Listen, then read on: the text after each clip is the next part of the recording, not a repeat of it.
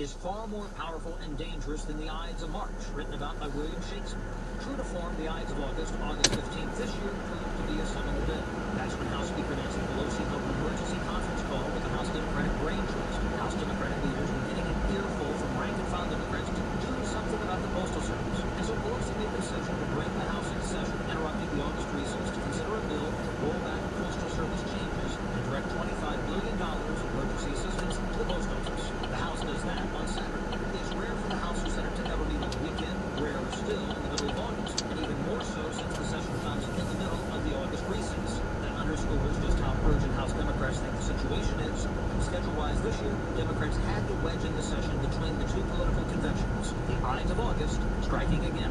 With Speaker's Lobby, Chad Pergram, Fox News. Lori Loughlin gets sentenced for her part in the college admissions bribery scandal. Motley Crue, Def Leppard, and more draw attention to the opioid crisis. I'm Michelle Flino. Those stories next in entertainment.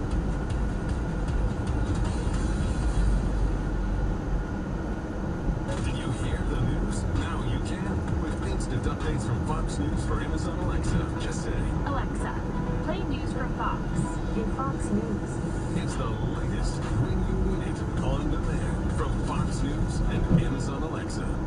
Trading involves financial risk and is not suitable for all investors. Past results do not guarantee future performance. Stock market have you nervous with all the massive fluctuations? With the markets returning to pre-coronavirus levels, unemployment rate shifting, and the upcoming election, it's virtually impossible to guess what will happen next. With Vantage Point, you don't have to. Text DEMO to 411411 to find out how our technology can forecast market trends up to 3 days in advance with incredible accuracy.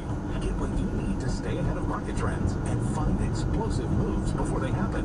Vantage Point's patented technology analyzes huge quantities of global data in seconds. Stop guessing. Start predicting trends 72 hours in advance. Text the word DEMO to 411411 and experience Vantage Point for free. Text DEMO to 411411 so you can grow your capital now with Vantage Point. Don't wait. Text DEMO to 411411. Go to VantagePointSoftware.com for terms, conditions, and privacy policy. Message and data rates may apply. Fox News headlines 24/7. You're listening to Sirius XM 115. Sean Saucier. Look at that. It's almost the top of the hour. Tom Grant standing by with our top stories, including what was said at the final evening of the Democratic National Committee, and some of the fundraising numbers are coming in too, as our television ratings, at least reported by the Biden campaign. So we're going to update you on all of those, and we'll talk about why House members are coming in for a special vote on Saturday. Tom Graham standing by with top stories right after Fox Entertainment. Motley Crue's Nikki Sixx, a recovery advocate, has gotten together some friends for 6 a.m. presents Artists for Recovery. Maybe It's Time. The song draws attention to the opioid crisis in America.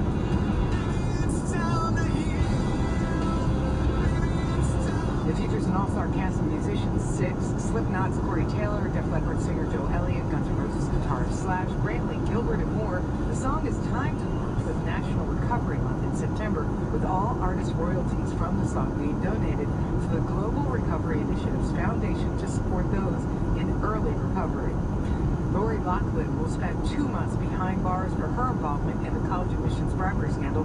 Judge Nathaniel Gordon accepted the actress's plea deal, which also places her on probation for the following 2 years, a $150,000 fine, and 100 hours of community service. A few hours earlier Friday, her husband, fashion designer Massimo Giannulli, was sentenced to 5 months in prison. The couple was arrested last year after prosecutors said they paid $500,000 to get their daughters into USC on a crew scholarship, even though they never participated in the sport. After months of claiming their innocence, the two pleaded guilty in May. They head to jail in November. The Kelly Clarkson Show is heading back to the studio. Clarkson has been back in Los Angeles, subbing for Simon Cowell on America's Later Sunday, Chris Wallace will speak with White House Chief of Staff Mark Meadows, Delaware Senator Chris Coons. Check your local listings for that. Sunday night, Mark McCallum will join Pete for a kickoff special. Maybe I'll join her ahead of the start of the Republican National Convention, 10 p.m. Eastern Time. Here we go again. Thanks for running us into your home tonight. It's this for this special report. Fair, balanced, and unafraid. Arthur, you recovered from Wilmington? Recovered from Wilmington, and looking forward to seeing you on Sunday as we kick off another big week, Brett. Have a great night. See you then. You bet. Okay, everybody. So we've got now 74 days until the 2020 election. Good evening, everybody.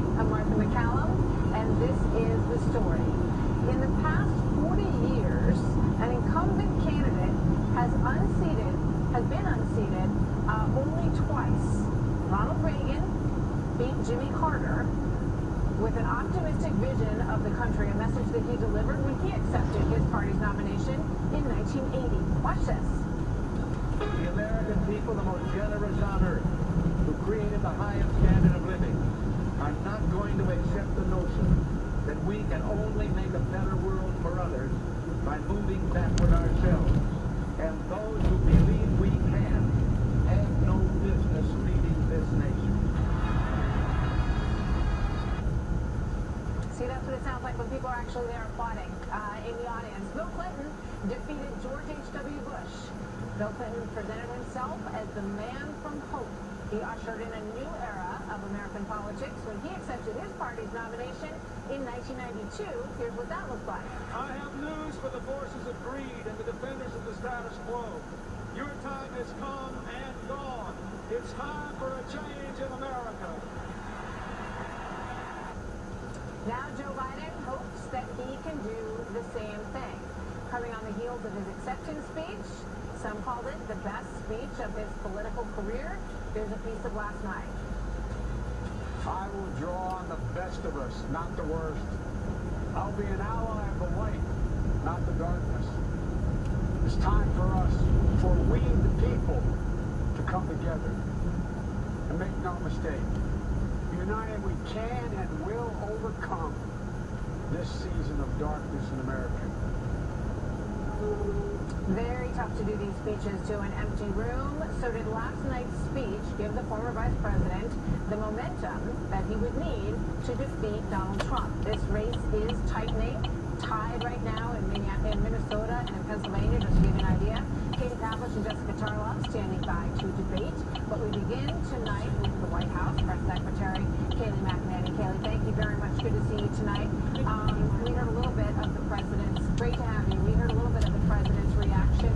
You know, one of the big themes throughout the course of this week was that the president is unfit, many of the speakers said, and they said that he is not up to the job. We heard that from Michelle Obama, and a lot last night about leaving the darkness behind and going to a place that is lighter. What is the White House response to all of that? Yeah, that could not be more off base. I'm with the president in the Oval Office as he makes decisions in real time. And I can tell you this, he has one singular priority, and it is not the politicians that operate in this town. It is the American people. I've seen him make decisions on COVID, on the economy, and what he has done each and every day is say, I don't care what the politicians are saying. I don't care what the establishment is saying. I'm working for the American people on a V-shaped recovery, on a vaccine by the end of the year. It will be the fastest pace for a vaccine for a novel pathogen in history. That is his priority, and it's entirely off base the things you heard this week. And I think next week you'll hear an entirely different story.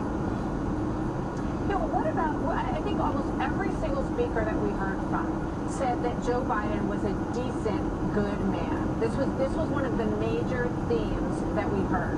The suggestion being that President Trump is not those things. They obviously have very different styles, and the president has said many times, you know, if you don't like my tone, there's not much I can do about that. Does he try to counteract that in any way? Does he try to show himself in a different light at this convention, or not?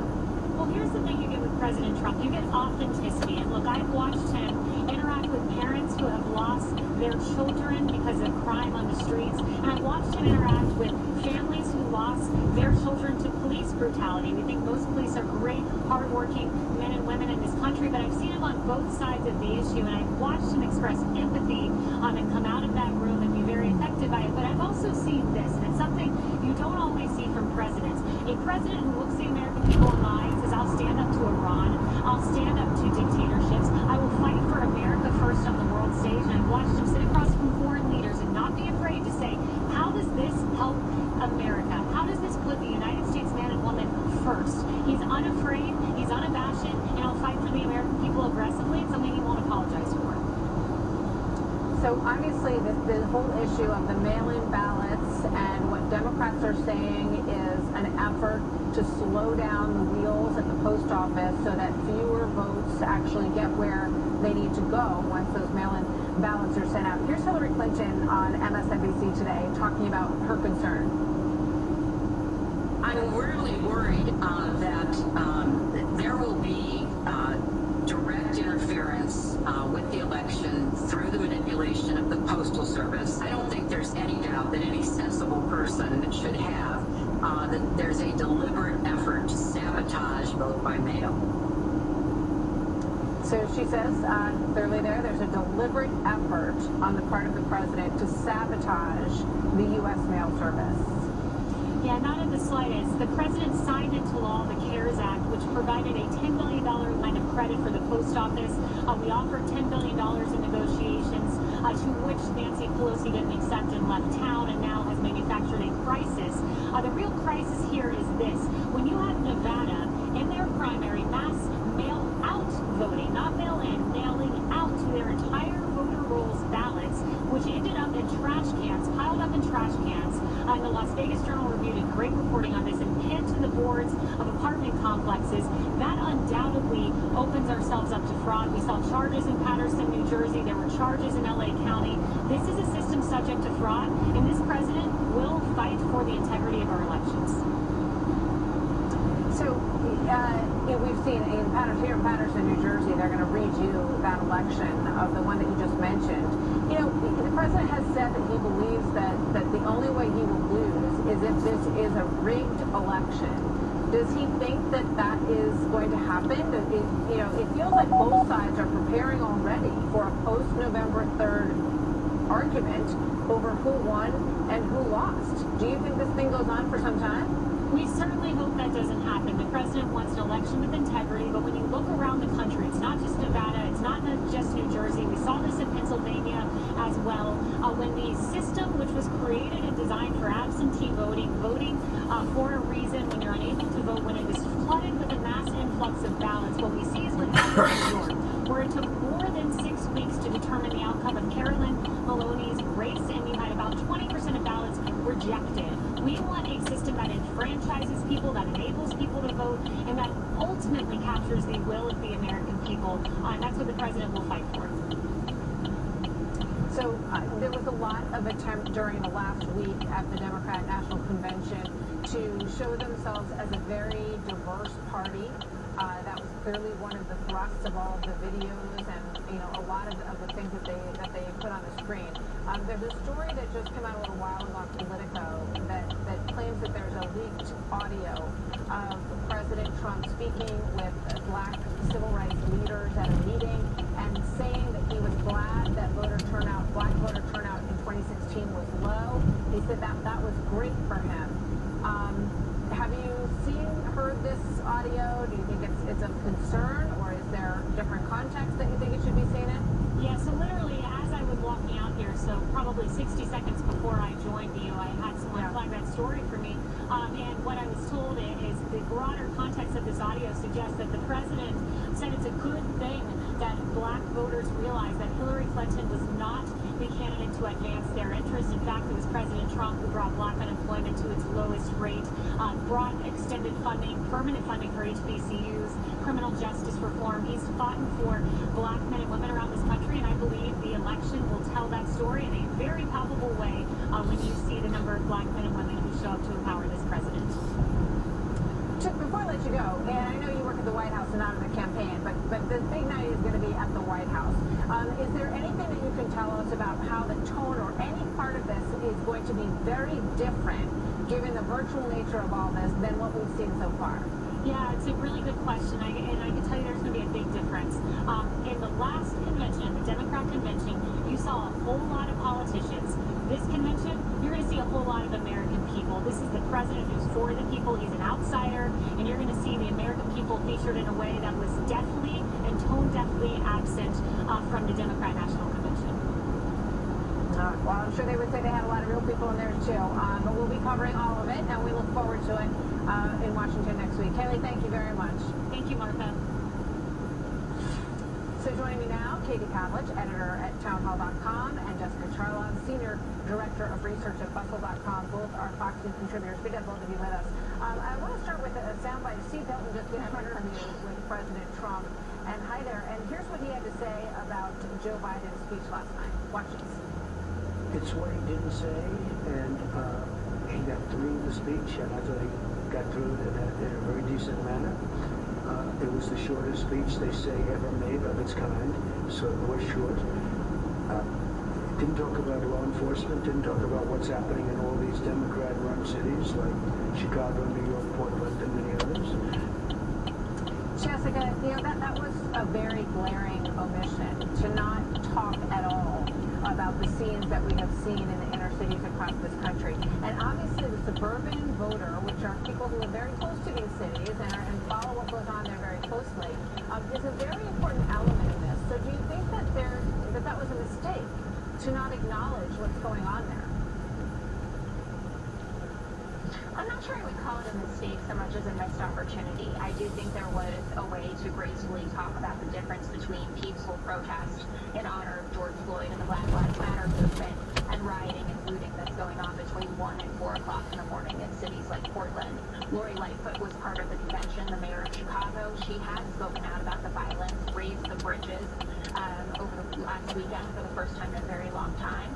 We certainly could have had that discussion and in that way honored the good police officers and said the bad apples have no place in this dialogue. But I would say that this election comes down to healthcare and what's going on with COVID-19. And the contrast couldn't be starker than listening to Joe Biden talk to the families of the 170,000 Americans who lost their lives versus Donald Trump when asked about the COVID death toll saying it is what it is, which has become a catchphrase across all of the DNC, with Michelle Obama most notably on Monday night using it. So I think that Joe Biden did a great job with the contrast of light versus darkness. I completely take your point there, but I think that we know who is really fighting for the soul of this nation and is the empathetic party, which is the Democrats. I mean, two very big topics right now. When I think of darkness, though, I do think about a lot of these videos that we're seeing. I think about this man getting kicked in the head outside of his truck. I think about the former police officer in New York City that we just showed last night who was kicked and beaten by someone in the middle of broad daylight on 39th Street. So I just do feel, Katie, that there's an ignoring of this issue. And I don't think that voters like it when they feel like they're being told to sort of like, hey, look at this shiny thing over here. When something is happening right in front of them, that they want to know what they're going to do about that. Look, it is not empathetic to ignore rioting and burning down of businesses of the very people that Democrats claim to be standing up for. Like immigrants in Minneapolis, for example, an African immigrant who came here, saved all of his money, was a firefighter in Minneapolis to open a sports bar. It was closed for COVID-19. He was about to reopen it, and then it got burned down. And Democrats don't have anything to say about that. It's about the Ethiopian immigrant who owned a furniture store in Minneapolis that Democrats claim to be standing up for, but are completely ignoring on this issue. Yes, COVID is at the top of mind of all Americans, but so is law and order and safety. And for Democrats just to completely ignore it and then stand on the soapbox of empathy doesn't really add up when it comes to policy positions and what they would actually do. And in terms of dealing with the pandemic, last night Joe Biden talked all about how it doesn't have to be this way. He would have handled the pandemic differently, but didn't give any details. And when he said that he would engage in PPE and testing, well, the Trump administration has done a lot of that. The testing is a little slower than it should be, but they created a test from scratch, pulled off a lot of government regulation to do it, and Democrats are the party that likes to put a lot of regulation onto private industry when the Trump administration has taken it off to fight this virus. And COVID isn't just about fighting the virus, by the way. It's about people's economic livelihood, it's about children's education, it's about suicide rates, it's about overdoses. So the president has talked about all of those things and doing more than one thing at once, and Joe Biden hasn't addressed any of it in detail. Okay. So, Jessica, we also didn't hear a lot about specifics about how jobs would be created. I know that obviously Joe Biden talked about wanting to build back better and to build people's jobs. And one of the things that I think is tough on that front is when you talk about raising taxes at the same time. Is that a difficult hurdle for Democrats in this election? It wasn't for Bill Clinton, and everybody looks pretty favorably on the economy in the 90s. I talked to a lot of Republicans who yearn for the days of Bill Clinton. I think Joe Biden has been pretty Bill Clinton wasn't coming off of a COVID-19 pandemic.